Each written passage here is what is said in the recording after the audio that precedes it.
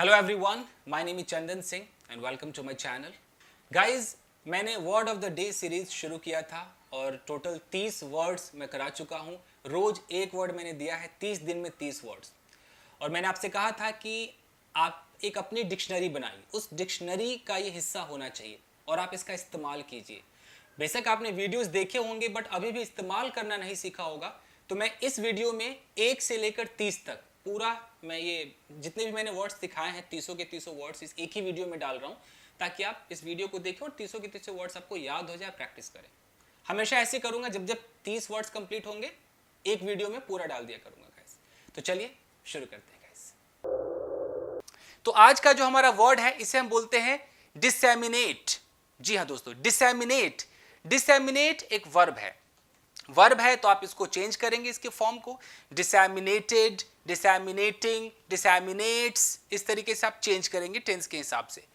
डिसैमिनेट का मतलब क्या होता है? इसका मतलब होता है कि अगर कोई इंफॉर्मेशन है, कोई नॉलेज है, कोई ओपिनियन है, कोई आइडिया है, उसको फैला देना, इतना फैला देना, बड़े रूप में फैला देना, यानी कि हर एक व्यक्ति तक वो पहुंच जाए, हर जगह वो चीज पहुंच जाए। इस तरीके से ही डिसैमिनेट जो वर्ड है हम तभी इसका इस्तेमाल करेंगे जब हमें बहुत ही व्यापक रूप से वाइडली किसी चीज को फैलाना हो। क्या क्या?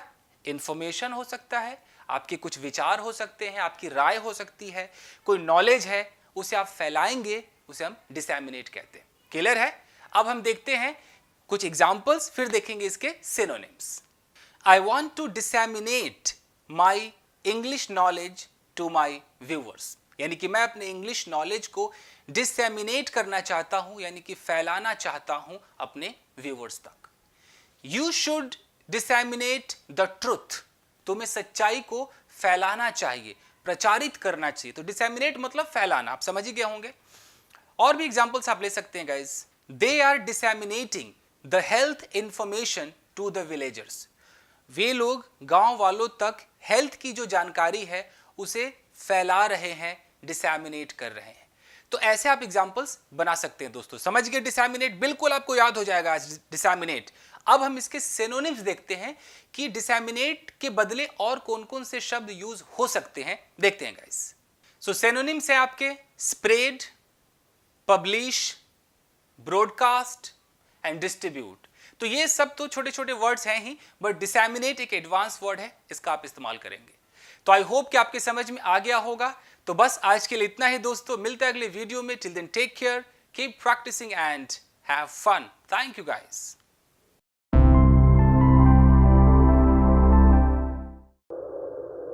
सो गाइस, आज का जो वर्ड ऑफ द डे है इसे हम बोलते हैं आउटस्पोकन। आउटस्पोकन, आउटस्पोकन एक एडजेक्टिव है दोस्तों। आउटस्पोकन का मतलब होता है एक ऐसा व्यक्ति जो बिल्कुल बेबाक हो, एकदम स्पष्टवादी हो, साफ बोलता हो। यानी कि आप अपनी राय किसी के बारे में, किसी इंसान के बारे में, किसी जगह के बारे में, किसी सोसाइटी के बारे में, देश के बारे में कुछ भी जब आप बोलते हैं तो आप ये नहीं सोचते हैं कि सामने वाले को बुरा लगेगा या अच्छा लगेगा। जो ऑनेस्ट है, आप ऑनेस्ट एकदम बेबाक बोलते हैं। तो इस तरह का जो व्यक्ति होता है दोस्तों, उसे हम कहते हैं आउटस्पोकन। तो ये कोई भी हो सकता है आउटस्पोकन, हम में से, आप में से कोई भी आउटस्पोकन हो सकता है। तो इस पर कुछ एग्जांपल्स देखते हैं guys. Her outspoken behaviour can lead to a problem. यानी कि उसका ये जो आउटस्पोकन वाला जो बर्ताव है ना, कि बेबाक बोलने का जो अंदाज है, ये किसी प्रॉब्लम तक ले जा सकता है, प्रॉब्लम को क्रिएट कर सकता है। ये हो गया। और ऐसे भी कह सकते हैं कि यू शुड बी आउटस्पोकन। तुम्हें एकदम बेबाक होना चाहिए, स्पष्टवादी होना चाहिए। जो कहो स्पष्ट कहो, ये मत सोचो कि किसको ऑफेंड करेगा, किसको बुरा लगेगा। जो सच है वो बोलो, ऑनेस्टली बोलो। तो you should be outspoken.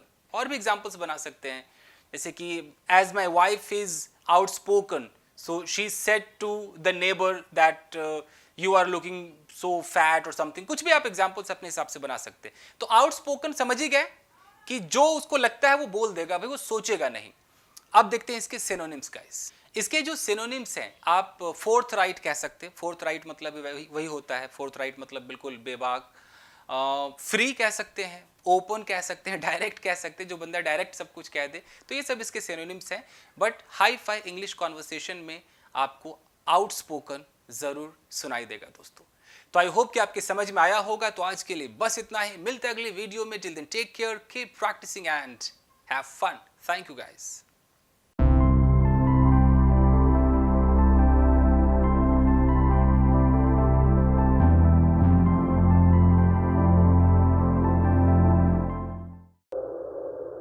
So guys, आज का जो वर्ड है इसे हम बोलेंगे एनश्राउड। जी हाँ दोस्तों, एनश्राउड। एनश्राउड एक वर्ब है। तो वर्ब है तो आप इसके फॉर्म को बदलेंगे, एनश्राउड, एनश्राउडेड, एनश्राउडिंग, एनश्राउड्स, ऐसे करेंगे। अब इसका इस्तेमाल आप कहां पर करेंगे? एनश्राउड का मतलब होता है गाइज कि किसी चीज पर पर्दा डाल देना। अब पर्दा डालना ऐसे भी हो सकता है कि किसी ने कोई गलती की और गलती पे आपने पर्दा डाल दिया, वहां भी आप एनश्राउड का इस्तेमाल करेंगे। अगले सेंस में आप ऐसे भी समझ सकते हैं कि किसी चीज को कंप्लीटली ढक देना, कवर कर देना। फिजिकली भी आप किसी चीज को ढक दीजिए, किसी चीज को बिल्कुल कवर कर दीजिए, यानी कि आपने एनश्राउड कर दिया, उस पर एक श्राउड डाल दिया उसके ऊपर, ऐसे समझ लीजिए आप। ऐसे भी हो सकता है कि बादलों ने आकाश को ढक लिया हो, यहां भी आप एनश्राउड का इस्तेमाल करेंगे। तो चाहे किसी की गलती पे पर्दा डाले या फिजिकली किसी पर पर्दा डाल दे, छुपा दे, वो भी एनश्राउड कहलाता है दोस्तों। तो इसका अच्छा इस्तेमाल है। जैसे हम ऐसे भी कह सकते हैं कि तुम्हारी बुद्धि पर किसी ने पर्दा डाल दिया है, तो ऐसे जगह पर भी एनश्राउड काफी सूट करता है। तो देखते हैं इसके कुछ एग्जाम्पल्स दोस्तों। My mother always enshrouds my mistakes. मेरी माँ हमेशा मेरी गलतियों पर पर्दा डालती है, ऐसे कह सकते हैं। या कह सकते हैं कि see how the clouds have enshrouded the sky. देखो कि किस तरीके से बादलों ने आकाश को छिपा लिया है, उसे कवर कर लिया है, उसे एनश्राउड कर दिया है। He was trying to enshroud his whole plan. उसका जो भी प्लान था वो उसे एनश्राउड करने की कोशिश कर रहा था, उसे छिपाने की, ढांकने की, उस पर पर्दा डालने की कोशिश कर रहा था। He was trying to enshroud the mark which was on his shirt. यानी कि जो मार्क उसके शर्ट पर था वो उसे एनश्राउड करने की कोशिश कर रहा था, छुपाने की कोशिश कर रहा था। तो इस तरीके से आप एनश्राउड शब्द का इस्तेमाल कर सकते हैं। अब देखते हैं इसके सिनोनिम्स गाइस। इसके सिनोनिम्स हैं कवर, हाइड, रैप। ये तीनों काफी चलते, कवर करना, हाइड करना, रैप कर लिया, लपेट दिया है। तो बस यही था एनश्राउड। तो बस आज के लिए इतना ही, मिलते हैं अगले वीडियो में। Till then take care, keep practising and have fun. Thank you guys.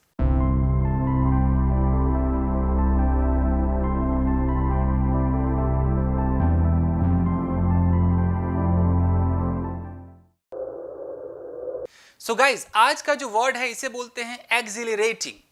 Accelerating एक एडजेक्टिव है दोस्तों। हाई फाई इंग्लिश कॉन्वर्सेशन में इसका इस्तेमाल होता है। तो एक्सिलरेटिंग कब आप इस्तेमाल करेंगे कि कोई ऐसी चीज हो जो आपको एकदम खुश कर दे, एक्साइटेड कर दे, एकदम फुल ऑफ एनर्जी कर दे। वो कुछ भी हो सकता है, वो चीज आपके लिए एक्सिलरेटिंग है। चाहे वो कोई आपने सीन देखा कहीं पर, आपने कोई मूवी देख ली, आपने कोई खबर पढ़ ली, अखबार में कोई खबर पढ़ ली, वो भी एक्सिलरेटिंग हो सकती है। आपने कोई गेम खेल लिया, कोई भी चीज जो आपको एक्साइट कर दे, आपके अंदर वो जोश भर दे, आपका दिन बना दे, तो वो जो चीज है वो एक्सिलरेटिंग है। कुछ एग्जांपल्स देखते हैं guys. Falling in love is an accelerating experience. यानी कि प्यार होना एक कमाल का एक्सपीरियंस है। तो एक्सिलरेटिंग की हिंदी पे ना जाए। अब ये एक्सपीरियंस के बारे में बता रहा है कि ये फॉलिंग इन लव जो है, ये जो चीज है, ये एक्सिलरेटिंग एक्सपीरियंस है। यानी कि एक ऐसा एक्सपीरियंस है जो आपको एक्साइटेड कर देगा, आपको फुल ऑफ एनर्जी कर देगा, आपको खुश कर देगा। तो वो चीज एक्सिलरेटिंग है। When I purchased my first car, it was an exhilarating moment for me. यानी कि जब मैंने पहली बार अपनी कार खरीदी तो वो जो मोमेंट था वो मेरे लिए एक्सिलरेटिंग था। यानी कि बहुत ही ज़्यादा मुझे एक्साइट करने वाला मोमेंट था, खुश करने वाला मोमेंट था। My first parachute jump was an exhilarating experience. यानी कि पहली बार जो मैं पैराशूट से कूदा, वो जंप मेरे लिए एक एक्सिलरेटिंग एक्सपीरियंस था। यानी कि एक्साइट करने वाला था, खुश करने वाला पल था। अब इसके कुछ सिनोनिम्स देखते हैं गाइस। इसके सिनोनिम्स हैं exciting, thrilling, stimulating, breathtaking. तो ये सब भी आप इस्तेमाल कर सकते हैं एक्सिलरेटिंग की जगह पर। तो बस आज के लिए इतना ही दोस्तों, मिलते हैं अगले वीडियो में। Till then take care, keep practising and have fun. Thank you guys.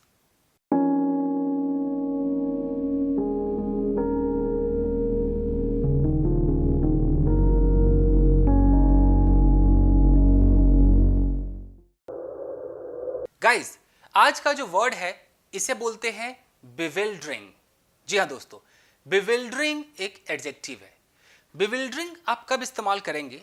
कोई भी ऐसी चीज या कोई सिचुएशन इस तरह का आ जाए सामने कि बड़ा कंफ्यूजिंग हो, उसे समझना मुश्किल है कि यार ये क्या हो रहा है, मतलब it's very difficult to understand. आप उसे समझ नहीं पा रहे, आप बहुत ही कंफ्यूज्ड है कि ऐसा कैसे यार। तो वो जो चीजें हैं या वो जो सिचुएशन है वो बिविल्डरिंग है, यानी कि आपको हक्का बक्का कर देती है, आपके समझ में नहीं आता है, आप डिसीजन नहीं ले पाते हैं। तो हर वो चीज, हर वो सिचुएशन जो ऐसा लगे वो बिविल्डरिंग है।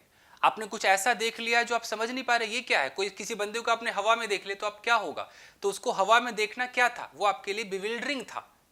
आपने अचानक अपने घर में किसी को फर्राटेदार इंग्लिश बोलता हुआ ही सुन लिया, तो उसने कभी बोला नहीं, तो आपके लिए अरे यार ये क्या हो गया, आप समझ ही नहीं पा रहे कि अरे ये कब हुआ, कैसे हुआ। तो हर वो चीज जो आपको कहीं ना कहीं चकित कर दे, हक्का बक्का कर दे दोस्तों, वो चीजें बिविल्डरिंग कहलाती है। एक दो एग्जांपल्स देखते हैं guys. What he was saying was bewildering to me. वो जो कह रहा था वो मेरे लिए बिविल्डरिंग था, यानी कि मुश्किल था, मैं समझ नहीं पा रहा था, मैं हक्का बक्का था कि कहना क्या चाह रहा है, बहुत ही कंफ्यूजिंग था। यानी कि वो चीज बिविल्डरिंग था मेरे लिए, उसका जो कहना था वो बिविल्डरिंग था मेरे लिए। Her first day at her work was extremely bewildering. यानी कि काम पर उसका जो पहला दिन था वो काफी बिविल्डरिंग था, हक्का बक्का करने वाला था, बहुत ही कंफ्यूजिंग था, समझ में नहीं आ रहा था कि क्या करना है, कैसे करना है। तो वो चीज बिविल्डरिंग होती है guys. Her choices are bewildering, यानी कि उसकी जो चॉइसेस है वो बिविल्डरिंग है, बहुत ही कंफ्यूजिंग चॉइसेस है, समझ में नहीं आता है कि क्या उसे चूज करना है क्या नहीं, जो भी वो चूज करती है वो बहुत ही बिविल्डरिंग है। कुछ इसके सिनोनिम्स देखते हैं गाइस। सिनोनिम्स है कंफ्यूजिंग, सरप्राइजिंग, स्टनिंग, अमेजिंग। तो ये सारी चीजें हैं जो आपको एक सरप्राइज में डाल दे कि ये हो क्या रहा है। तो आई होप कि आपके समझ में आ गया होगा। तो आज के लिए बस इतना ही, मिलते हैं अगले वीडियो में। Till then take care, keep practising and have fun. Thank you guys.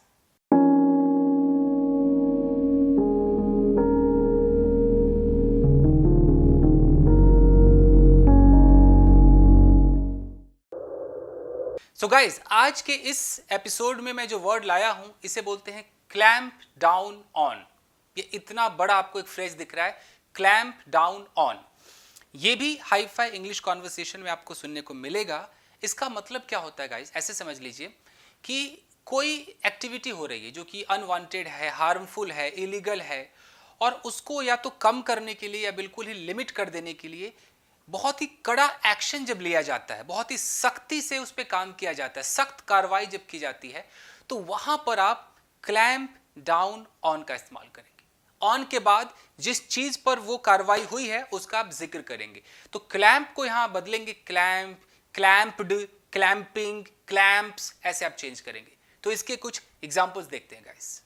Police are clamping down on drunk drivers, यानी कि जो शराब पीकर गाड़ी चलाते हैं उस पर पुलिस जो है वो सख्ती से काम कर रही है, मतलब कड़ी कार्रवाई कर रही है। तो यहां पर हमने क्लैंपिंग डाउन बोला है। पुलिस को प्लूरल माना जाता है तो पुलिस के साथ आर का इस्तेमाल हुआ है। If we don't clamp down on these troublemakers now the situation could get out of control. अगर इस वक्त हमने ये जो ट्रबल मेकर्स है, जो प्रॉब्लम क्रिएट करते हैं, इन लोगों पर अगर हमने सख्ती से काम नहीं किया, उन्हें क्लैंप डाउन नहीं किया, सख्त कार्रवाई नहीं की, तो भैया ये आउट ऑफ कंट्रोल हो सकता है। Police have clamped down on illegal drugs, यानी कि पुलिस ने इलीगल ड्रग्स को कुचल दिया है, क्लैंप डाउन कर दिया है, सख्ती से उस पर कार्रवाई की है। The school should clamp down on the students who bunk classes. ऐसे विद्यार्थी जो क्लासेस बंक कर देते हैं उन पर जो स्कूल है उसको क्लैंप डाउन करना चाहिए, यानी कि सख्त कार्रवाई करनी चाहिए। तो ये था clamp down on. I hope आप समझ गए होंगे। अब मैं आपको इसके कुछ सिनोनिम्स सिखाता हूँ गाइस। इसका जो सिनोनिम है, वैसे तो क्लैंप का भी लोग ज़्यादा इस्तेमाल करते हैं, पूरा अगर क्लैंप डाउन ऑन ना बोले तो क्लैंप भी कह देते हैं, नहीं तो क्रैक डाउन एक अच्छा फ्रेजल वर्ब है, क्रैक डाउन का भी इस्तेमाल होता है गाइस। ज़्यादा इसके सिनोनिम्स नहीं है, तो आप क्लैंप डाउन ऑन को ही याद रखिए, नहीं तो क्रैक डाउन भी आपको सुनने को मिल सकता है। तो आप समझ जाएंगे कि इसका मतलब है सख्त कार्रवाई करना, उस एक्टिविटी को रोकने के लिए या उसे कम करने के लिए। तो बस आज के लिए इतना ही दोस्तों, मिलते हैं अगले वीडियो में। Till then take care, keep practising and have fun. Thank you guys.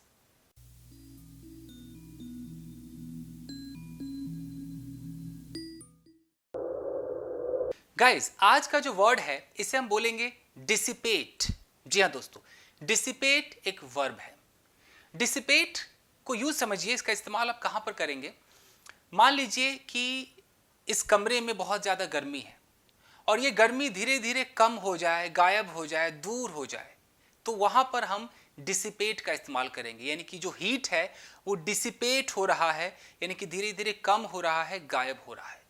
किसी को टेंशन है और टेंशन धीरे धीरे कम हो जाए, गायब हो जाए, दूर हो जाए, यानी कि वो टेंशन डिसिपेट हो रहा है। तो डिसिपेट का मतलब है गायब हो जाना, दूर हो जाना, या जानबूझकर दूर कर देना। आप डिसिपेट कर भी सकते हैं किसी चीज़ को, कुछ ऐसा कर दे, ये डिसिपेट है। और कई जगह डिसिपेट वहाँ भी यूज होता है कि कोई पैसे या टाइम को ऐसे फुलिश तरीके से बर्बाद कर रहा है, वहाँ भी डिसिपेट का इस्तेमाल होता है। यानी कि दो जगह आप इस्तेमाल डिसिपेट का कर सकते हैं। तो कुछ एग्जाम्पल्स देखते हैं guys. His tension is dissipating, यानी कि उसका जो टेंशन है वो डिसिपेट हो रहा है, यानी कि दूर भाग रहा है, कम हो रहा है। द हीट इज डिसिपेटिंग, यानी कि जो हीट है वो डिसिपेट हो रहा है, कम हो रहा है। His anger dissipated as the situation became clear, जैसे सिचुएशन क्लियर हो गया उसका जो एंगर है वो डिसिपेट हो गया। The storm will dissipate after few hours, कुछ घंटों बाद ये जो स्टॉर्म है, जो आंधी है, वो डिसिपेट हो जाएगा, यानी कि गायब हो जाएगा, कम हो जाएगा, भाग जाएगा। डोंट डिसिपेट योर एफर्ट्स, तुम्हारे जो प्रयास हैं उसे डिसिपेट मत करो, उसे कम मत करो, उसे गायब मत करो, उसे दूर मत करो। तो ऐसे आप डिसिपेट का इस्तेमाल करते हैं guys. You should not dissipate your time and energy on different things, और अलग चीज़ों पर तुम्हें अपना समय और एनर्जी जो है उसे डिसिपेट नहीं करना चाहिए, उसे कम नहीं करना चाहिए, मतलब उसे गायब नहीं करना चाहिए। तो ऐसे भी आप डिसिपेट का इस्तेमाल करेंगे। तो यही था डिसिपेट। इसके कुछ सिनोनिम्स देखते हैं गाइस। इसके सिनोनिम्स हैं डिसअपियर, वैनिश, फेड, डिसॉल्व। तो ये सिनोनिम्स आप इस्तेमाल कर सकते हैं इसकी जगह। तो बस आज के लिए इतना ही दोस्तों, मिलते हैं अगले वीडियो में। Till then take care, keep practising and have fun. Thank you guys.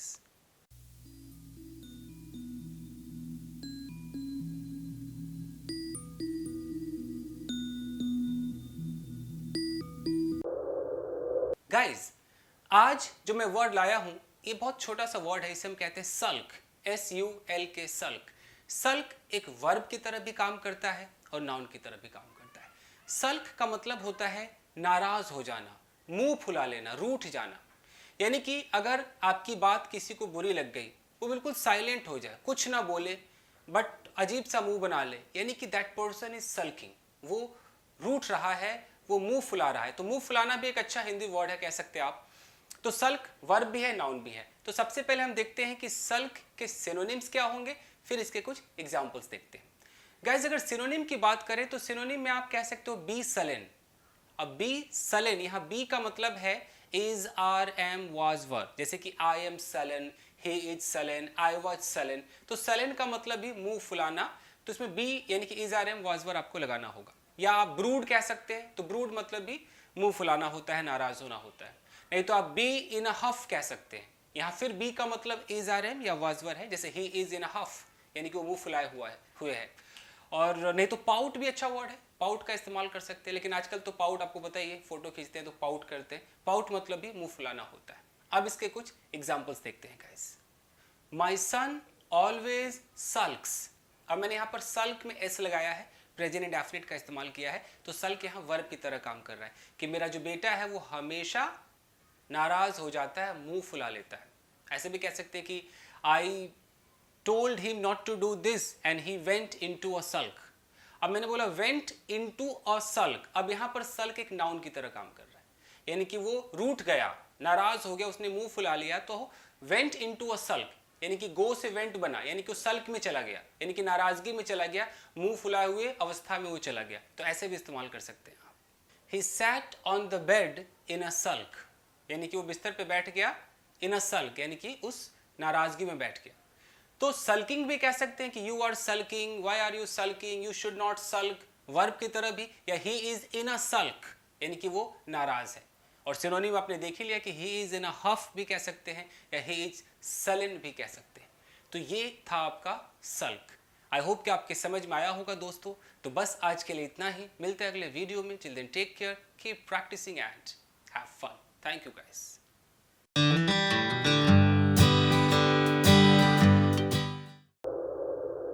Guys आज का जो वर्ड है इसे हम कहते हैं वेनरेबल। वेनरेबल एक एडजेक्टिव है दोस्तों। वेनरेबल का इस्तेमाल हम तब करते हैं जब हमें कहना हो कि कोई व्यक्ति या कोई भी चीज़ वो बहुत ही पूजनीय है, बहुत ही सम्मानित है।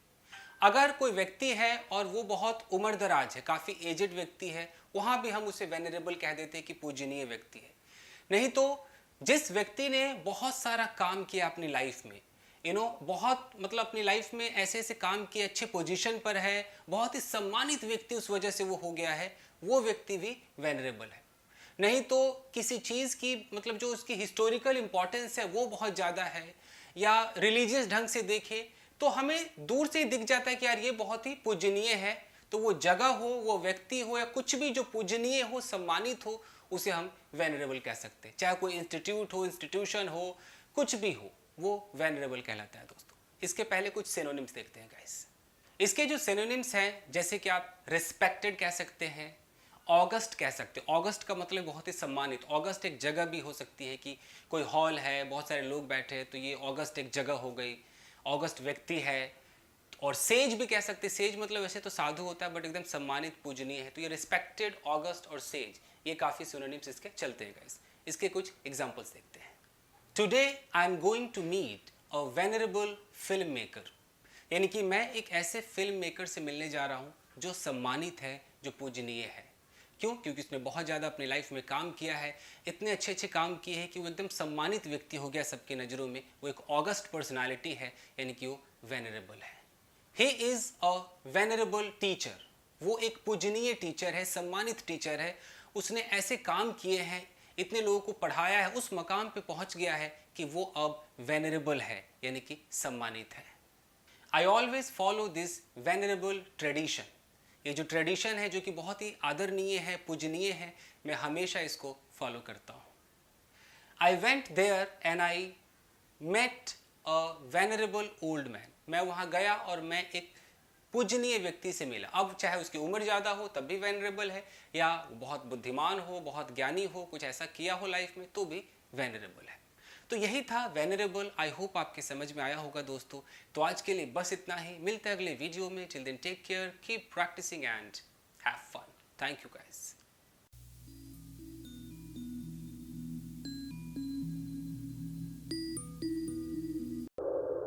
गाइस आज का जो वर्ड है इसे हम बोलेंगे पल्वराइज। जी हाँ दोस्तों, पल्वराइज। पल्वराइज एक ऐसा शब्द है, ये एक वर्ब है। पल्वराइज का मतलब यूं समझे कि किसी चीज को आप क्रश कर देते हैं, चूर चूर कर देते हैं, उसे एकदम क्रश करके, या तो उसका पाउडर बना दे तब भी आप उसे पल्वराइज करते हैं, नहीं तो उसे आप क्रश कर देते हैं, कुचल देते हैं, तब भी आप उसे पल्वराइज कर रहे होते हैं। पल्वराइज का ऐसे भी मतलब समझ सकते हैं कि आपके घमंड को कोई चूर चूर कर दे, वहां भी आप पल्वराइज बोलेंगे। आप जो आर्गुमेंट दे रहे हैं उस आर्गुमेंट की कोई वट लगा दे, उसे चूर चूर कर दे, खंडित कर दे, वहां भी आप पल्वराइज का इस्तेमाल करेंगे। किसी की हड्डियों को पल्वराइज कर दे, तो पल्वराइज आप मतलब उस वे में भी ले जा सकते हैं जो फिगरेटिव वे होता है, नहीं तो फिजिकली किसी चीज को तोड़कर चूर चूर करना है, वहां भी आप पल्वराइज का इस्तेमाल करते हैं। इसके कुछ सिनोनिम्स देखते हैं, फिर एग्जांपल्स देखेंगे गाइस। इसके सिनोनिम्स हैं क्रश, पाउंड, ग्राइंड, मिल, डिफीट, डिस्ट्रॉय, रैक, डिमोलिश। तो बहुत सारे इसके सिनोनिम्स है गाइस। तो आप किसी को अगर डिफीट भी कर देते हैं ना, तब भी आप कह सकते हैं कि मैं उसे यार पल्वराइज कर दूंगा, मैं मतलब उसे हरा दूंगा। अपने किसी दुश्मन को अगर आप डिफीट भी कर देते हैं, हरा भी देते हैं, तब भी आप पल्वराइज करते हैं गाइस। तो चलिए इसके कुछ एग्जांपल्स देखते हैं guys. I will pulverise your argument, तुम्हारी जो आर्गुमेंट है ना, मैं उसे पल्वराइज कर दूंगा, उसे चूर चूर कर दूंगा। Our economy has been pulverised, यानी कि हमारे इकोनॉमी को बर्बाद कर दिया गया है, चूर चूर कर दिया गया है, खंडित कर दिया गया है।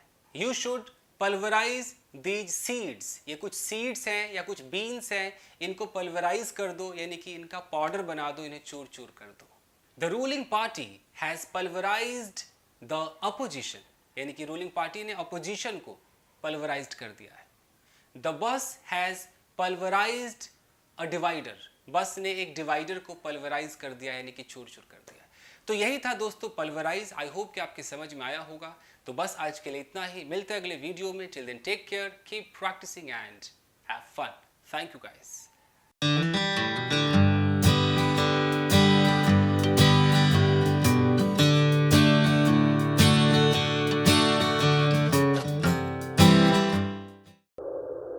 आज का जो वर्ड है इसे हम कहते हैं ऑर्केस्ट्रेट। ऑर्केस्ट्रेट एक वर्ब है दोस्तों। ऑर्केस्ट्रेट का इस्तेमाल होता है कि अगर कोई प्लान है, कोई प्रोजेक्ट है या कोई क्राइम वगैरह जब होता है तो उसको जो लोग उसकी योजना बनाते हैं, गुप्त रूप से उसकी एक योजना बनाते हैं, तो गुप्त रूप से जो आयोजित करते हैं, योजना बनाते हैं, यानी कि किसी ने वो ऑर्केस्ट्रेट किया है। तो ऑर्केस्ट्रेट का मतलब है कि गुप्त रूप से वो योजना बनाना, वो प्लानिंग करना, वो ऑर्केस्ट्रेट कहलाता है।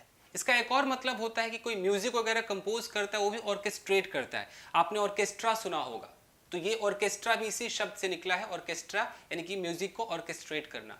लेकिन आपको ऑर्केस्ट्रेट यहाँ भी नजर आएगा कि कोई क्राइम हुआ है, कोई बॉम्ब ब्लास्ट हुआ है, तो किसने इसको ऑर्केस्ट्रेट किया, यानी कि इसकी जो प्लानिंग थी, प्लॉटिंग थी, वो किसने की। तो यहाँ भी आपको न्यूज़पेपर में या हाई लेवल इंग्लिश कॉन्वर्सेशन में ऑर्केस्ट्रेट सुनाई देगा आपको। तो चलिए इसके कुछ सिनोनिम्स देखते हैं गाइस। इसके सिनोनिम्स हैं ऑर्गेनाइज, प्लान, रन, सेटअप। तो ये सब इसके सिनोनिम्स हैं गाइस। इसके कुछ एग्जांपल्स देखते हैं। One of the terrorist leaders has orchestrated this attack. इस अटैक को टेररिस्ट लीडर्स में से किसी एक ने ऑर्केस्ट्रेट किया है, यानी कि इसकी गुप्त योजना बनाई है। तो ऑर्केस्ट्रेट, योजना बनाना। He has been accused of orchestrating the rebellion. Rebellion मतलब विद्रोह। तो विद्रोह को ऑर्केस्ट्रेट करने का उस पर इल्जाम लगा है, यानी कि विद्रोह को प्लान करने का, वो षड्यंत्र रचने का उस पर आरोप लगा है। This right was orchestrated bye anti government forces, यानी कि जो दंगा हुआ है इसकी योजना बनाई गई थी एंटी गवर्नमेंट जो फोर्सेस है उनके द्वारा। The composer orchestrated the music, यानी कंपोजर ने म्यूजिक को की योजना बनाई, उसको ऑर्केस्ट्रेट किया, उस म्यूजिक को बनाया। तो ये है दोस्तों ऑर्केस्ट्रेट। तो आई होप कि आपकी समझ में आया होगा। तो आज के लिए बस इतना ही, मिलते हैं अगले वीडियो में। Till then take care, keep practising and have fun. Thank you guys.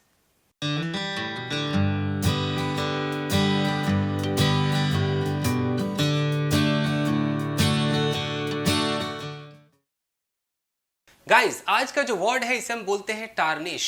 जी हाँ दोस्तों, टार्निश एक वर्ब है। टार्निश का इस्तेमाल आप दो सिचुएशन में कर सकते हैं। पहला सिचुएशन है कि आपकी कोई इमेज है, कोई रेपुटेशन है और कोई उसे कलंकित कर दे, दाग लगा दे। किसी फैमिली की एक अच्छी इज्जत बनी हुई है और उस इज्जत को कोई कलंकित कर दे, दाग लगा दे, यानी कि उसने उसको टार्निश कर दिया है। ये तो एक हो गया। दूसरा है कि कोई मेटल है, मान लीजिए आपके पास पायल है, पायल, और वो पायल अचानक कुछ दिन बाद वो काला सा पड़ गया या वो धुंधला सा हो गया, एक मलिन हो गया। तो कोई चीज़ खुद भी टार्निश हो जाती है, धुंधला हो जाती है, कोई मेटल वगैरह है वो टार्निश हो जाती है, यानी कि वो मलिन हो जाती है, वो मैला गंदा, उसका कलर बदल जाता है। वहाँ भी हम टार्निश का इस्तेमाल करते हैं। तो दो सिचुएशन में आप टार्निश का इस्तेमाल करते हैं गाइस। तो चलिए इसके सिनोनिम्स देखते हैं, फिर कुछ एग्जाम्पल्स देखेंगे गाइस। इसके सिनोनिम्स हैं डैमेज, टेंट, ब्लैकन, सली, डिस्कलर, स्टेन, डल, स्पॉट। अब इसके कुछ एग्जाम्पल्स देखते हैं guys. Your bad activity can tarnish your reputation. तुम्हारी जो बुरी एक्टिविटी है तुम्हारे रेपुटेशन को कलंकित कर देगी। Don't try to tarnish my image. मेरी इमेज को कलंकित करने की कोशिश मत करो। This metal doesn't tarnish. ये जो मेटल है ये टार्निश नहीं होता, यानी कि ये मलिन नहीं होता है, ये अपना कलर नहीं छोड़ता है, डिस्कलर नहीं होता है। He tarnished his family's reputation. उसने अपने परिवार के रेपुटेशन को कलंकित कर दिया, टार्निश कर दिया।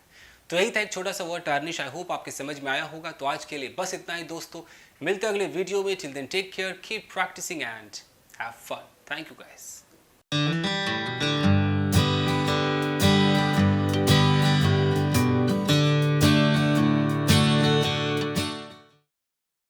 सो गाइज, आज का जो वर्ड है इसे हम कहते हैं कर्टेल। जी हाँ, कर्टेल एक वर्ब है। कर्टेल का वैसे तो मतलब होता है छोटा करना, कम करना, बट सिचुएशन क्या है देख लेते हैं।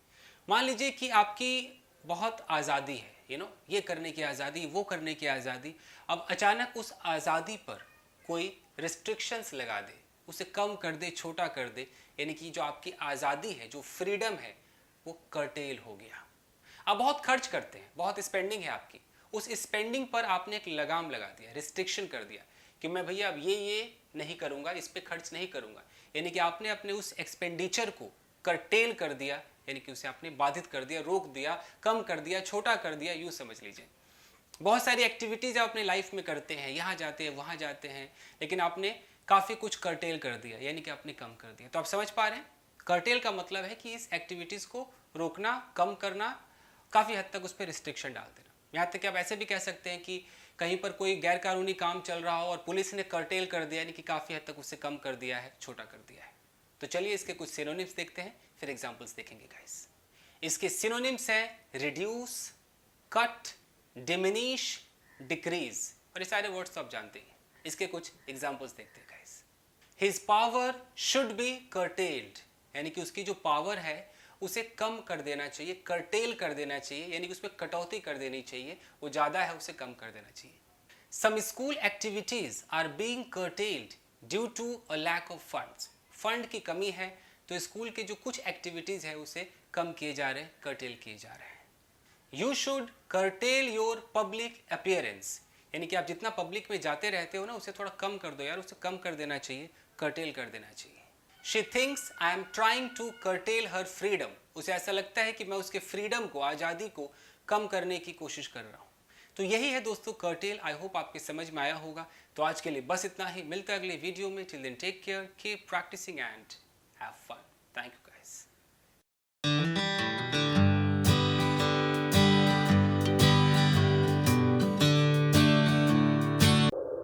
गाइस, आज का जो वर्ड है इसे हम कहते हैं क्रेस्ट फॉलन।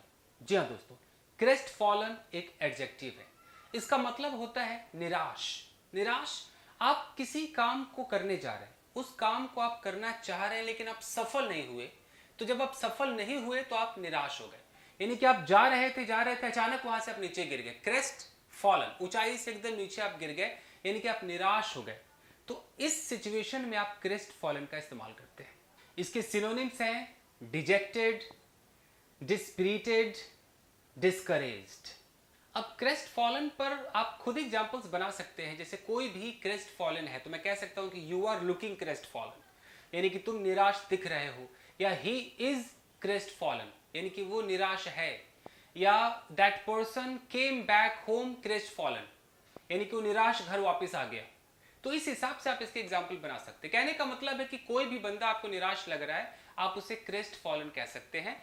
निराश, खासकर क्रेस्ट फॉलन का इस्तेमाल उसी समय होता है जब वो किसी काम को करने में फेल हो गया, अनसक्सेसफुल हो गया और वो निराश हो गया। चाहे वो किसी लड़की को प्रपोज करने क्यों ना गया हो और उसने उसका प्रपोजल एक्सेप्ट नहीं किया, तो अनसक्सेसफुल हुआ, मतलब कि वो उस ऊंचाई से नीचे गिर गया, वो निराश हो गया, तो वहां पर वो क्रेस्ट फॉलन है। तो कोई भी क्रेस्ट फॉलन हो सकता है। तो एक छोटा सा ये वर्ड है, आई होप आपके समझ में आया होगा। तो बस आज के लिए इतना ही दोस्तों, मिलते हैं अगले वीडियो में। Till then take care, keep practising and have fun. Thank you guys.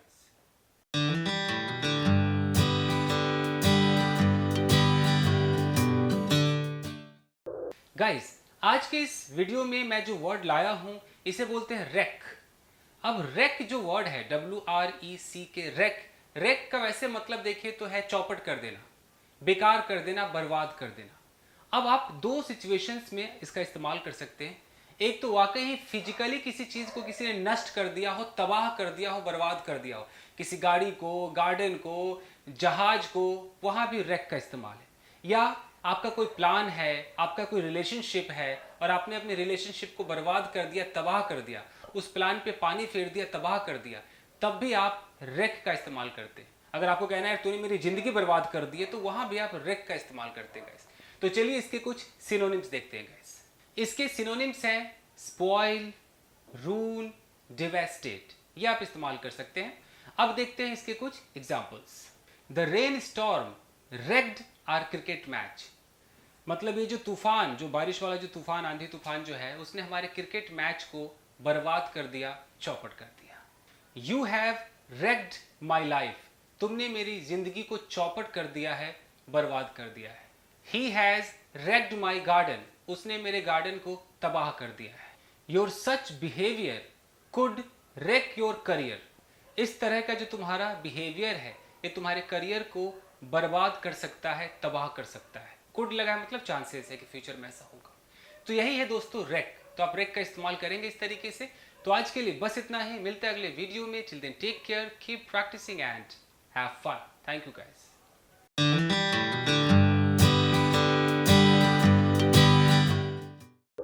Guys आज का जो वर्ड है इसे हम कहते हैं आर्डेंट, ARDENT, आर्डेंट। आर्डेंट एक एडजेक्टिव है दोस्तों। अब आर्डेंट का वैसे हिंदी में मतलब देखेंगे तो उत्साही, प्रचंड ऐसे लिखा होगा। कहाँ पे यूज होगा, सिचुएशन इसका क्या है? मान लीजिए कि कोई लवर है, प्रेमी है, कोई किसी से प्यार करता है। अब मैं बोलूं कि आर्डेंट लवर, लवर से पहले मैंने आर्डेंट लगा दिया, इसका मतलब उस लवर की क्वालिटी को बढ़ा दिया कि लवर किस लेवल का है, तो बड़ा ही प्रचंड लवर है, यानी कि उस जो उसको प्यार करने की उसकी जो फीलिंग है बहुत स्ट्रांग है। कहने का मतलब है कि वो लवर की डिग्री को बढ़ा दिया। आप समझ पा रहे हैं मैं क्या कहना चाह रहा हूं?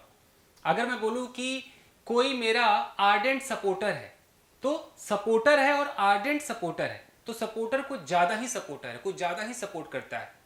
तो मैं क्या बोलूं, इसको कट्टर है, एकदम प्रचंड है, उस तीव्र लेवल पे सपोर्ट करता है।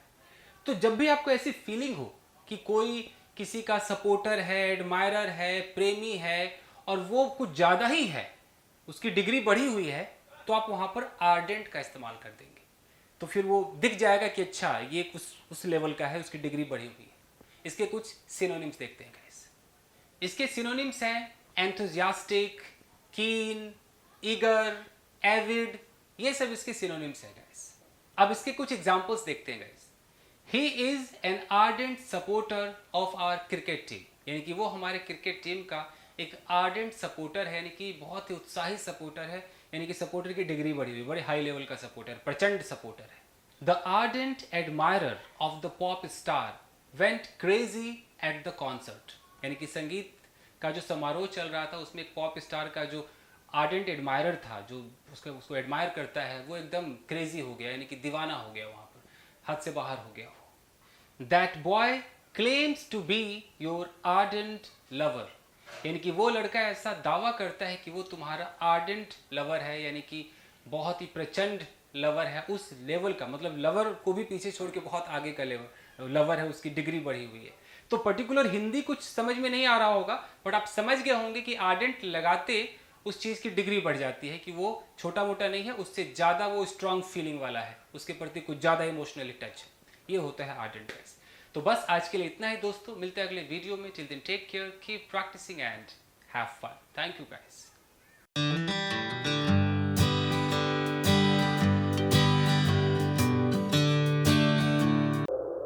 गाइस चूंकि ये सीरीज है बिगिनर्स के लिए, तो कई बार कुछ एडवांस लर्नर्स भी इस वीडियो को देखते हैं तो कहते हैं कैसा छोटा सा कोई वर्ड सिखा दिया।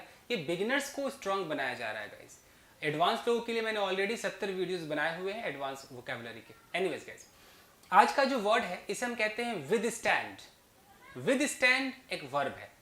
इसका इस्तेमाल अगर आप करेंगे तो सिचुएशन है, हिंदी में देखेंगे तो किसी चीज का सामना करना। सिचुएशन बताता हूं आपको गाइस। मान लीजिए आपके पास एक ऐसा घर है जो आंधी आए, तूफान आए, भूकंप आए, वो घर जो है एकदम टिका रहता है, वो उस चीज का प्रतिरोध करता रहता है, सामना करता रहता है। तो इस तरह के जब हालात हो तब आप विद स्टैंड का इस्तेमाल करेंगे। चाहे वो घर हो, चाहे वो कोई पर्सनालिटी हो, आप हैं और आप हर मुश्किल सिचुएशन का सामना करते हैं, डटे रहते हैं, एकदम आप डगमग नहीं होते हैं, उसका मुकाबला करते हैं। इट मीन्स कि आप विद स्टैंड करते हैं। तो ये है सिचुएशन। अब इसके कुछ सिनोनिम्स देखते हैं। इसके दो सिनोनिम्स हैं जो ठीक ठाक चलते हैं, जैसे रेसिस्ट है या फेस है। तो ये दो सिनोनिम्स काफी चलते हैं, रेसिस्ट, फेस। अब देखते हैं कुछ examples guys. A politician can withstand public criticism, यानी कि जो पॉलिटिशियन है वो लोगों के उस क्रिटिसिज्म को, जो बुराइयां करते हैं, जो निंदा करते हैं, उसको विदस्टैंड कर सकता है, सामना कर सकता है। This bridge has been designed to withstand earthquakes, यानी कि ये जो ब्रिज है ये ऐसा डिजाइन किया गया है कि अर्थक्वेक को ये विदस्टैंड कर सकता है, सामना कर सकता है। This cookware can withstand high temperature, यानी कि ये जो बर्तन है ये हाई टेम्परेचर का सामना कर सकता है। She failed to withstand the difficult situation, यानी कि वो मुश्किल सिचुएशन को का सामना करने में फेल हो गई, असफल हो गई। तो यही है विदस्टैंड, अच्छा वर्ड है, आप इसका इस्तेमाल कीजिए दोस्तों। तो बस आज के लिए इतना ही, मिलते हैं अगले वीडियो में। Till then take care, keep practising and have fun. Thank you guys.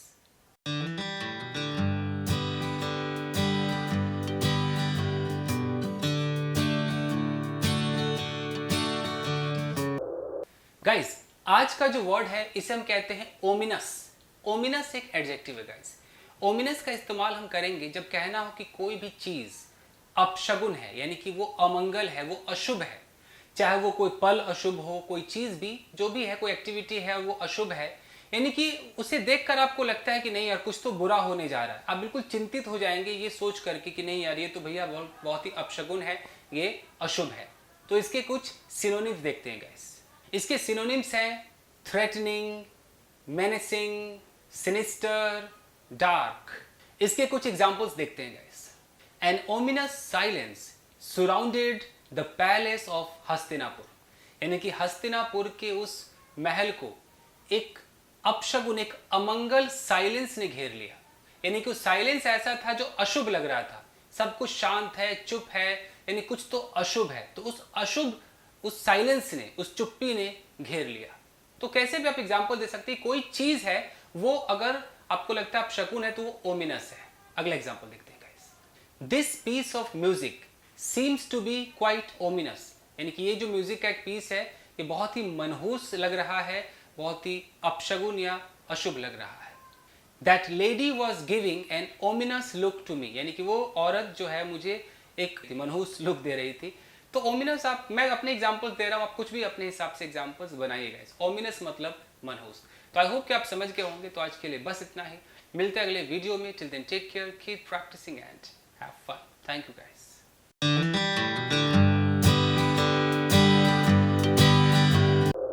Guys आज का जो वर्ड है इसे हम बोलते हैं एंट्रस्ट। जी हाँ दोस्तों, एंट्रस्ट एक वर्ब है। इसका जो इस्तेमाल होता है वो तब होता है जब आप किसी को कोई चीज सौंप देते हैं, यानी कि इसकी हिंदी है सौंप देना, सौंपना। सौंपना मतलब हैंड ओवर कर देना। कहने का मतलब है कि आप उसे जब सौंपेंगे, इट मीन्स कि अब उस चीज की जिम्मेदारी उसकी है, अब वो इसका ख्याल रखेगा। अब आप कुछ भी सौंप सकते हैं, आप अपना कोई काम सौंप दीजिए, अपनी कोई जिम्मेदारी उसको दे दीजिए। तो सौंप देना आप समझ ही गए होंगे। तो ये इंटरेस्ट है। अब इसके कुछ सिनोनिम्स देखेंगे, कुछ एग्जांपल्स देखते हैं गाइस। इसके सिनोनिम्स हैं hand over, confide, authorise, assign. तो ये सब आप यूज कर सकते हैं, और इंटरेस्ट तो अपने आप में एक अच्छा वर्ड है। अब इसके कुछ एग्जांपल्स देखते हैं guys. She has entrusted making tea to me, यानी कि जो चाय बनाना है वो उसने मुझे सौंप दिया है। इसको बोलने के लिए दो तरीके चलते हैं। अगर आपने बोल दिया है कि शी हैज इंटरेस्टेड, और इंटरेस्टेड के बाद आपने बोला वो मेकिंग टी, यानी कि इंटरेस्टेड के बाद उस चीज का जब नाम लेंगे, फिर वो जिम्मेदारी जिसको गई है वहां पर टू लगाना होगा। जैसे she has interested making tea to me, यानी कि जिस पे जिम्मेदारी जा रही है उससे पहले टू लगाना है। आप समझ पा रहे हैं? अगर मैं बोल दूं कि I have interested editing my videos to you, यानी कि वीडियो एडिट करना जो है मैंने आपको सौंप दिया, तो मैंने टू यू बोला। एक और तरीका इसका है, अगर मैंने बोल दिया कि आई हैव इंटरेस्टेड यू, मैंने पहले ही अगर आपका नाम ले लिया कि आई हैव इंटरेस्टेड यू, फिर जब मैं उस जिम्मेदारी का जब नाम लूंगा तो विद लगाना पड़ेगा। आई have interested you with video editing. समझ पा रहे हैं कुछ आप? इंटरेस्ट जो शब्द है, इसके बाद अगर वो चीज आ जाए, वो जिम्मेदारी आ जाए, फिर वो जिस पर जाएगी उससे पहले टू लगाना होगा। लेकिन अगर इंटरेस्ट के बाद ही मैंने उस बंदे का जिक्र कर दिया तो फिर विद प्लस जिम्मेदारी। समझ रहे हैं? एक दो एग्जांपल्स और देखते हैं गाइस। माय पेरेंट्स इंटरेस्टेड मी, अब मी आ रहा है, interested me with lots of responsibilities. अब मैंने यहां विद लगा दिया, क्यों? क्योंकि इंटरेस्टेड के बाद मैंने डायरेक्ट मी बोला, यानी कि जो जिम्मेदारी ले रहा है अगर उसका नाम हम पहले इंटरेस्टेड के तुरंत बगल में लेंगे, फिर जिम्मेदारी के साथ विद लगाना होगा। अगर ऐसे में बोलूं कि my parents have entrusted some responsibilities to me, ऐसे हो सकता है. तो my parents have entrusted me with some responsibilities या my parents have entrusted some responsibilities to me. ये तरीका है guys. तो बस एक छोटा सा वर्ड है, आई होप आपके समझ में आ गया होगा. तो आज के लिए बस इतना ही. मिलते हैं अगले वीडियो में. Till then take care, keep practicing and have fun. Thank you guys.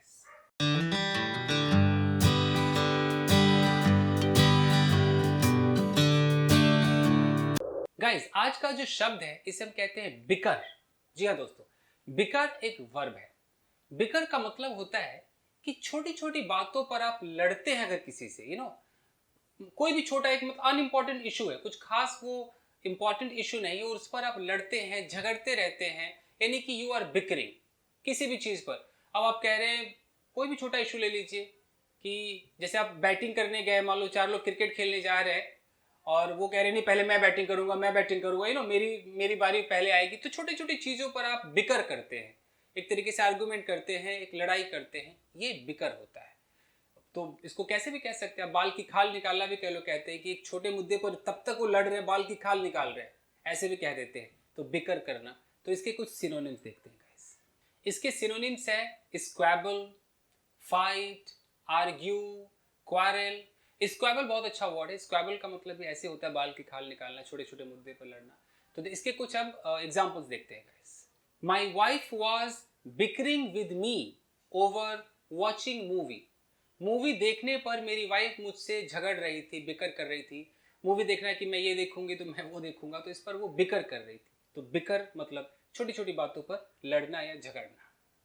2 girls were bickering over who is more beautiful. 2 लड़कियां झगड़ रही थी कौन ज्यादा सुंदर है. छोटे छोटे मुद्दे, अनइम्पॉर्टेंट मुद्दा होना चाहिए. अगर आप लड़ते हैं, बहस करते हैं, it means you are bickering. 2 children were bickering over whose turn is next. 2 बच्चे आपस में झगड़ रहे थे किसका टर्न नेक्स्ट है. तो यही है बिकर गाइस. आई होप आपके समझ में आ गया होगा. तो चूंकि आप बिगनर्स हैं तो छोटे छोटे वर्ड्स लाता हूं, बट इंपॉर्टेंट वर्ड्स लाता हूं आपके लिए. तो बस आज के लिए इतना है दोस्तों. मिलते हैं अगले वीडियो में. Till then take care, keep practising and have fun. Thank you guys.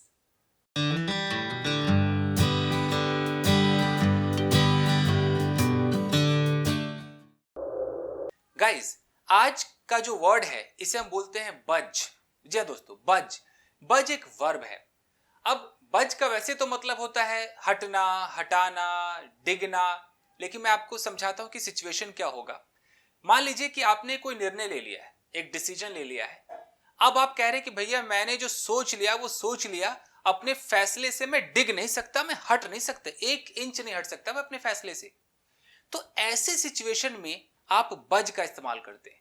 चाहे आपका कोई ओपिनियन हो, आपका कोई डिसीजन हो, आपके कोई सिद्धांत हो, आपने जो बना लिया अब वो एकदम पत्थर की लकीर हो गई है, उससे आप हट नहीं सकते हैं, 1 इंच भी आप मूव नहीं करेंगे, यानी कि वहां पर आप बज का इस्तेमाल करेंगे. एक ये सिचुएशन है.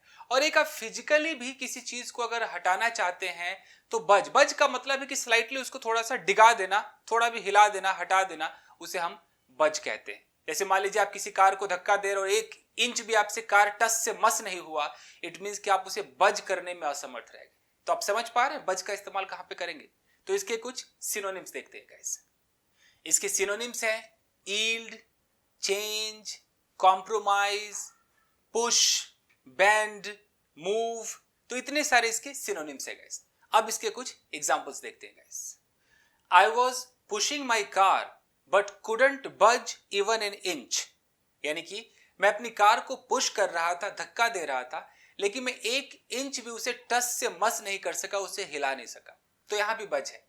जब भी आप बज का ओपिनियन वगैरह पे जब इस्तेमाल करते हैं कि मैं अपने ओपिनियन से या इस चीज से नहीं हटूंगा, तो कई बार बज के साथ ऑन भी लगाया जाता है, कई बार बज के साथ फ्रॉम भी लगाया जाता है. दोनों ही अलाउड है. तो अगर किसी लोकेशन से नहीं हट रहे तो फ्रॉम वहां पर होता है. लेकिन कई बार देखा गया है कि जब भी कोई ओपिनियन हो, डिसीजन हो, वहां पर ऑन का ज्यादा इस्तेमाल होता है, फ्रॉम का कम इस्तेमाल होता है. कुछ एग्जांपल्स देखते हैं गाइस. शी कांट बज ऑन हर डिसीजन. यानी कि उसने जो डिसीजन ले लिया है उस फैसले से अब वो बज नहीं हो सकती है, यानी कि हट नहीं सकती है, मूव नहीं हो सकती. जो ले लिया वो ले लिया. तो ऐसे हम बज का इस्तेमाल करेंगे. और आपने देखा कि ऑन डिसीजन आया है, तो बज ऑन डिसीजन हो, ओपिनियन हो, इस पे ऑन ज्यादातर चलता है। और किसी जगह से मूव करना हो, कुर्सी से वो नहीं मूव हुआ, वहां से नहीं हटा, तो वहां फ्रॉम का इस्तेमाल होता है गाइस। आई विल नॉट बज an inch on this issue, यानी कि ये जो इशू है इससे मैं 1 इंच नहीं हटूंगा। तो देख रहे हैं ऑन का इस्तेमाल है। आप ऐसे भी कह सकते हैं कि she was trying to change my mind, वो मेरे माइंड को बदलना चाह रही थी, बट शी कुडंट बज मी, यानी कि वो मुझे डिगा नहीं सकी, हिला नहीं सकी। तो यही था बज। आई होप कि आपके समझ में आया होगा। तो आज के लिए बस इतना ही दोस्तों, मिलते हैं अगले वीडियो में। Till then take care, keep practising and have fun. Thank you guys.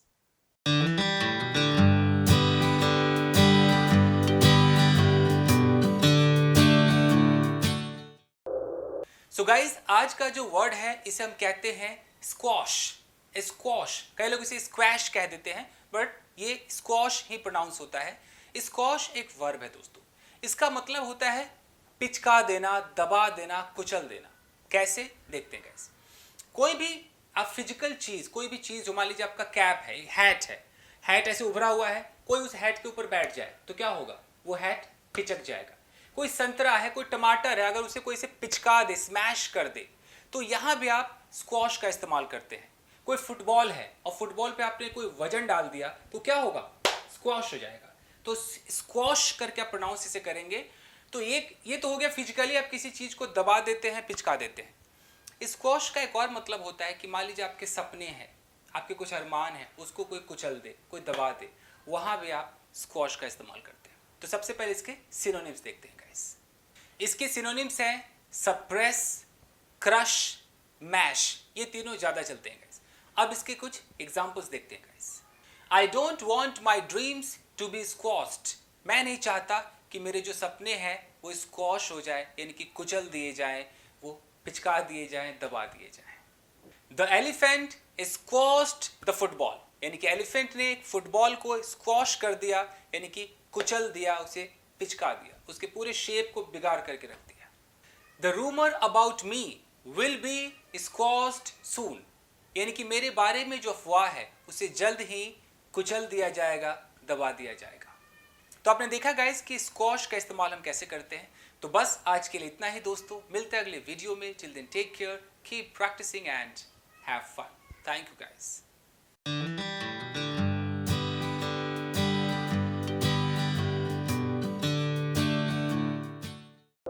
Guys, आज के इस वीडियो में मैं जो वर्ड लाया हूं इसे कहते हैं टिनेशियस। जी हाँ दोस्तों, टिनेशियस एक एडजेक्टिव है गाइस। टिनेशियस का इस्तेमाल हम तब करेंगे जब कोई बंदा एकदम अटल हो किसी चीज पर। अटल का मतलब कि अगर आपने किसी काम को करने के लिए सोच लिया है, ठान लिया है, तो आप एकदम हठी है, अटल है, आप गिव अप नहीं करेंगे आसानी से। तो जो आसानी से हार ना माने, जल्दी गिव अप ना करे, वो जो बंदा है वो टिनेशियस होता है दोस्तों। तो चूंकि एडजेक्टिव है तो आप किसी को भी कह सकते हैं कि फलाना जो व्यक्ति है वो टिनेशियस है। इसके कुछ सिनोनिम्स देखते हैं, फिर एग्जांपल्स देखेंगे गाइस। इसके सिनोनिम्स हैं स्टबर्न, डॉगेड, डिटरमाइंड एंड परसिस्टेंट। तो ये आप यूज कर सकते हैं इसकी जगह गाइस। फिर भी टिनेशियस काफी यूज होता है और अच्छा बोला जाता है। इसके कुछ एग्जांपल्स देखते हैं guys. I am tenacious and will work hard to achieve my goal. मैं टिनेशियस हूं, एकदम अटल हूं, हठी हूं, और मैं कड़ी मेहनत करूंगा अपने गोल को अचीव करने के लिए। आई एम टिनेशियस। तो टिनेशियस मतलब एकदम अटल हो, जो जल्दी हार न माने। As he is tenacious he will not give up until he finds the solution। जैसा कि वो टिनेशियस है, एक हठी है, अटल है, वो हार नहीं मानेगा जब तक सोल्यूशन ना उसे मिल जाए। तो आप अपने हिसाब से एग्जांपल्स बनाइएगा इसका। My friend has a टिनेशियस attitude, यानी कि मेरी दोस्त के पास एक हठी, एक अटल एटीट्यूड है, यानी कि उसका जो रवैया है वो काफी टिनेशियस है। तो यही है टिनेशियस। आई होप आपके समझ में आया होगा दोस्तों। तो आज के लिए बस इतना ही, मिलते हैं अगले वीडियो में। Till then take care, keep practising and have fun. Thank you guys.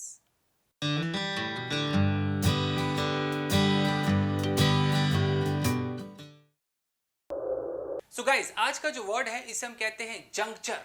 जी हाँ दोस्तों, जंक्चर एक नाउन है, काफी इसका इस्तेमाल होता है। जंक्चर का मतलब है एक मोड़, एक परिस्थिति। कहने का मतलब है कि एक ऐसा वक्त आ जाए, अब कहते हैं यार इस मोड़ पर अब मैं क्या करूं, तो यानी कि इस जंक्चर पे मैं क्या करूं। और ये बहुत यूज होता है दोस्तों जंक्चर। इसके साथ आपको एट लगाना होगा कि एट दिस जंक्चर या एट दैट जंक्चर, ऐसे। तो अब प्रेजेंट में बात कर रहे हैं कि यार अब इस मोड पर मैं ये फैसला कैसे लूं, यानी कि एट दिस जंक्चर, आप ऐसे करके बोलेंगे एट दिस जंक्चर। तो इसके पहले कुछ सिनोनिम्स देखते हैं, फिर हम एग्जांपल्स देखेंगे गाइस। तो इसके सिनोनिम्स है मोमेंट, टाइम, पॉइंट, क्राइसिस। इन सब का इस्तेमाल कर सकते हैं कि at this time, at this point, ऐसे, बट एट दिस जंक्चर काफी यूज होता है। तो कुछ एग्जांपल्स देखते हैं guys. At this juncture I am unable to take offline classes. इस मोड पर मैं ऑफलाइन क्लासेस लेने में असमर्थ हूं। एट दिस जंक्चर, इस मोड पर, यानी कि ये जो चल रहा है, ये जो वक्त आ गया है, इस वक्त पर, ये जो ऐसा मोड आ गया है, तो हम वहां पर यूज करते हैं at this juncture. What is important at this juncture is to be at home.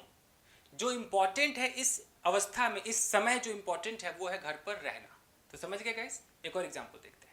Eight this juncture it's impossible to say whether she will accept my proposal or not. इस वक्त, इस मोड पर यह कहना मतलब इम्पॉसिबल है कि वो मेरा प्रपोजल स्वीकार करेगी या नहीं करेगी। तो यही है दोस्तों जंक्चर, आप इसके साथ एट दिस का इस्तेमाल करेंगे। तो आज के लिए बस इतना ही, मिलते हैं अगले वीडियो में। Till then take care, keep practising and have fun. Thank you guys.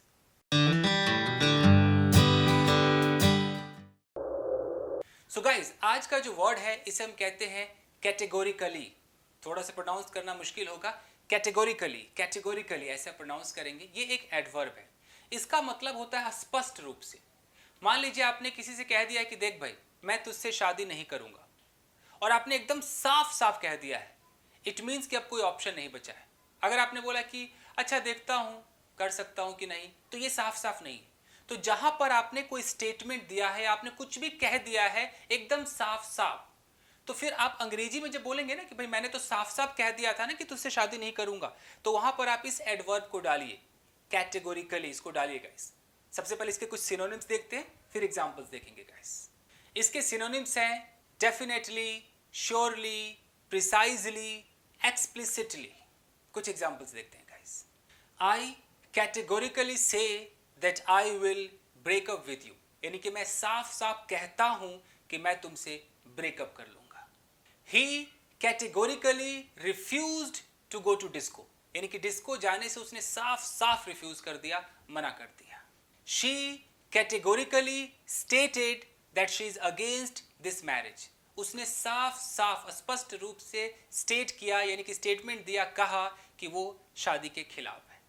तो समझ गए गाइस कैटेगोरिकली? तो बस आज के लिए इतना ही, मिलते हैं अगले वीडियो में। Till then take care, keep practising and have fun. Thank you guys.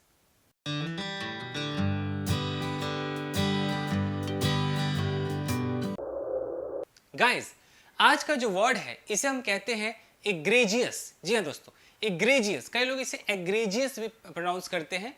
ये एक एडजेक्टिव है और इसका मतलब होता है अत्यंत बुरा।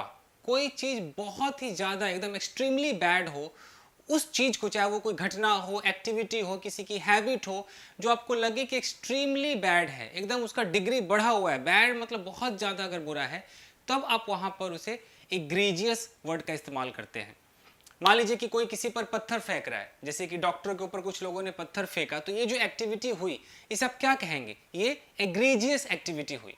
तो पहले इसके कुछ सिनोनिम्स देखते हैं गाइस। इसके सिनोनिम्स है ग्रीवस, शॉकिंग, अपॉलिंग, नटोरियस। अब इसके कुछ एग्जांपल्स देखते हैं गाइस।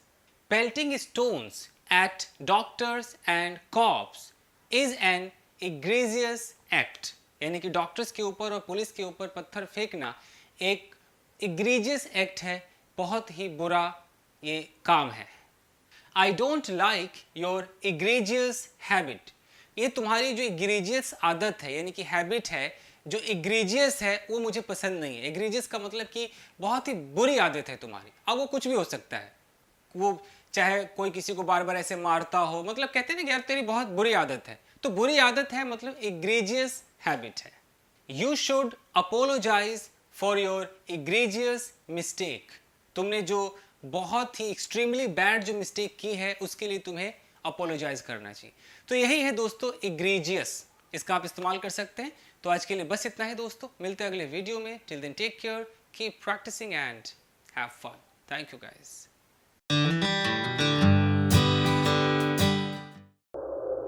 सो गाइज, आज का जो वर्ड है इसे हम बोलते हैं एग्रावेट। एग्रावेट एक वर्ब है दोस्तों। एग्रावेट का जो मतलब है, इसके दो मतलब है। एक तो है कि अगर कोई सिचुएशन है पहले से ही वो खराब है, उसको और बदतर बना देना, और बिगाड़ देना उस सिचुएशन को। मान लीजिए कि कोई माहौल टेंशन वाला माहौल है, अब उसमें और उस टेंशन को बढ़ा देना, यानी कि वहाँ आप एग्रावेट का इस्तेमाल करते हैं। मान लीजिए कोई घाव है, अब घाव को आप एकदम ऐसे उसे रब कर रहे तो उसके उस कंडीशन को और आप बढ़ा रहे हैं। तो कुछ भी हो सकता है, आपके सर दर्द को कोई और बढ़ा दे तो वो एग्रावेट कर रहा है उस चीज़ को। एक और एग्रावेट का मतलब होता है कि किसी को क्रोध दिला देना, गुस्सा दिला देना। मैं बोलो यार देख, तू मुझे ना गुस्सा दिला रहा है, हालांकि इसको इन्फ्यूरिएट भी कहते हैं, बट एग्रावेट भी चल जाता है। यू आर एग्रावेटिंग, मतलब एकदम इरिटेट करने वाला है, कोई गुस्सा दिलाए तो वहाँ भी एग्रावेट का इस्तेमाल करते हैं। तो दो इसके सिचुएशंस हो गए गाइस। तो सबसे पहले कुछ इसके सिनोनिम्स देखते हैं गाइस। इसके सिनोनिम्स हैं worsen, intensify, annoy, bother, exaggerate and provoke। अब इसके कुछ एग्जांपल्स देखते हैं guys. Don't aggravate your injury by rubbing it too much, यानी कि तुम्हारे जो जख्म है उसको बहुत ज़्यादा रब करके उसे एग्रावेट मत करो, यानी कि उसे और बढ़ाओ मत, बिगाड़ मत दो। This treatment could aggravate your condition, अगर तुम ये ट्रीटमेंट लोगे तो तुम्हारे कंडीशन को ये और बिगाड़ सकता है। कुड का मतलब है कि चांसेस हैं, ऐसा हो सकता है। This noise is aggravating my headache, ये जो शोर है मेरे सर दर्द को और बिगाड़ रहा है और बढ़ा रहा है। पोल्यूशन कैन एग्रावेट एस्थमा, यानी कि जो पोल्यूशन है वो एस्थमा को एग्रावेट कर सकता है, बढ़ा सकता है। डोंट एग्रावेट मी, मुझे क्रोध मत दिलाओ। तो यही था वर्ड एग्रावेट। आई होप कि आपके समझ में आया होगा। तो आज के लिए बस इतना ही दोस्तों, मिलते हैं अगले वीडियो में। Till then take care, keep practising and have fun. Thank you guys. Guys, आज का जो वर्ड है इसे हम कहते हैं अंडरमाइन। जी हाँ दोस्तों, अंडरमाइन एक वर्ब है। इसका इस्तेमाल हम करते हैं जब हमें कहना हो खोखला करना या कमज़ोर बना देना। आपकी कोई मेहनत है, उस मेहनत को कोई कमज़ोर बना रहा है, आपकी सफलता को कोई खोखला कर रहा है, आपने बहुत अपनी एक इमेज बनाई है, कोई अंपायर खड़ा किया, उसको कोई धीरे धीरे खोखला कर रहा है। तो इन सिचुएशंस में आप अंडरमाइन का इस्तेमाल करेंगे। ये न्यूज़पेपर में तो बहुत ही ज़्यादा चलता है दोस्तों। तो सबसे पहले इसके कुछ सिनोनिम्स देखते हैं गाइस। इसके सिनोनिम्स हैं वीकन, सैबोटाज, सबवर्ट। अब इसके कुछ एग्जांपल्स देखते हैं guys. Nobody can undermine my efforts to be fluent in English। अंग्रेजी में फर्राटेदार बनने का जो मेरा एफर्ट है उसे कोई अंडरमाइन नहीं कर सकता, उसे खोखला नहीं कर सकता है, उसे कोई कमज़ोर नहीं बना सकता है। Your regular tiff with your wife can undermine your married life। तुम्हारी ये जो रेगुलर एक लड़ाई है, टिफ मतलब लड़ाई अपनी पत्नी के साथ, ये तुम्हारे मैरिड लाइफ को खोखला बना सकती है, लड़ाई यानी कि कमज़ोर कर सकती है। Don't try to undermine my self confidence, मेरे कॉन्फिडेंस को खोखला बनाने की कोशिश मत करो। The opposition is trying to undermine the government by disseminating rumours, यानी कि जो अपोजिशन है वो अफवाह फैला करके गवर्नमेंट को अंडरमाइन करने की कोशिश कर रही है, उसे खोखला करने की कोशिश कर रही है। तो आई होप कि आपके समझ में आया होगा। तो आज के लिए बस इतना ही दोस्तों, मिलते हैं अगले वीडियो में। Till then take care, keep practising and have fun. Thank you guys.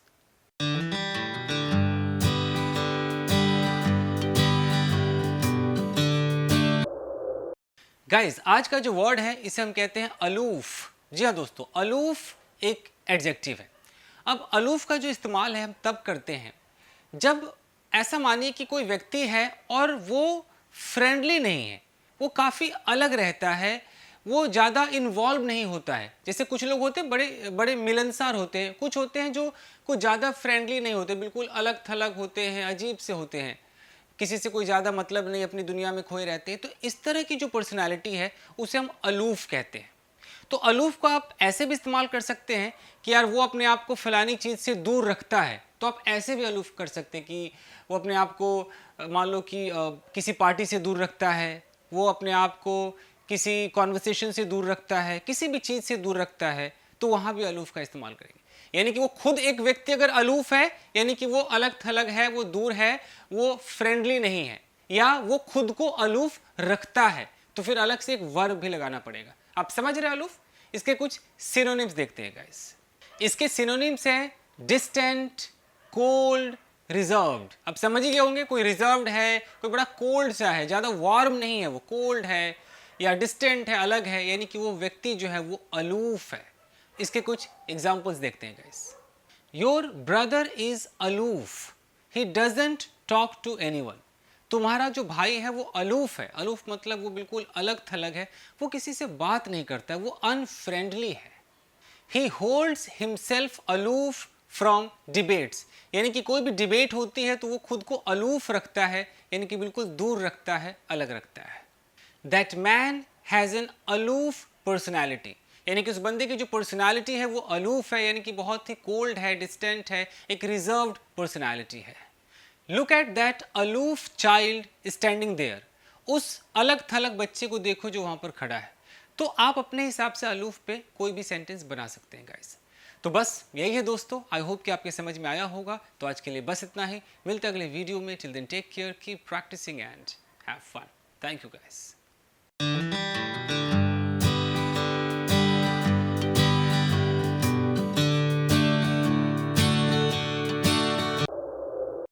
So guys, आज का जो वर्ड है इसे हम कहते हैं बेलिजरेंट। जी हाँ दोस्तों, बेलिजरेंट एक एडजेक्टिव है डेफिनेटली। बेलिजरेंट का मतलब होता है कि कोई ऐसा व्यक्ति जो हमेशा लड़ाकू, वो लड़ने वाले मूड में हो, मतलब लड़ाई पे बिल्कुल आमादा रहे, उतारू रहे, उसका माइंड ऐसा होगा कि वो बस लड़ाई चाहेगा। तो इस तरह की जो पर्सनालिटी होती है दोस्तों, उसे आप बेलिजरेंट कहते हैं। तो इसके कुछ सिनोनिम्स देखते हैं गाइस। इसके सिनोनिम्स हैं अग्रेसिव, हॉस्टाइल, कंटेंशियस, कॉम्बैटिव। इसके कुछ एग्जाम्पल्स देखते हैं guys. You are a belligerent person, यानी कि तुम एक लड़ाकू व्यक्ति हो। He was showing belligerent gesture, यानी कि वो जो हाव भाव दिखा रहा था वो लड़ाकू था, बेलिजरेंट था, मतलब ऐसा लग रहा था कि अब वो लड़ जाएगा, ऐसे कुछ जेस्चर्स वो दिखा रहा था। Your wife seems to be in a belligerent mood, भाई तुम्हारी जो पत्नी है उसे देखकर ऐसा लगता है कि बिल्कुल लड़ाकू मूड में हो, कभी भी लड़ सकती है। With your belligerent nature you can't make friends, अपने इस बेलिजरेंट, ये लड़ाकू नेचर के साथ तुम भाई दोस्त नहीं बना सकते हो। तो बस यही है दोस्तों बेलिजरेंट। आई होप कि आपकी समझ में आया होगा। तो बस आज के लिए इतना ही दोस्तों, मिलते हैं अगली वीडियो में। Till then take care, keep practising and have fun. Thank you guys.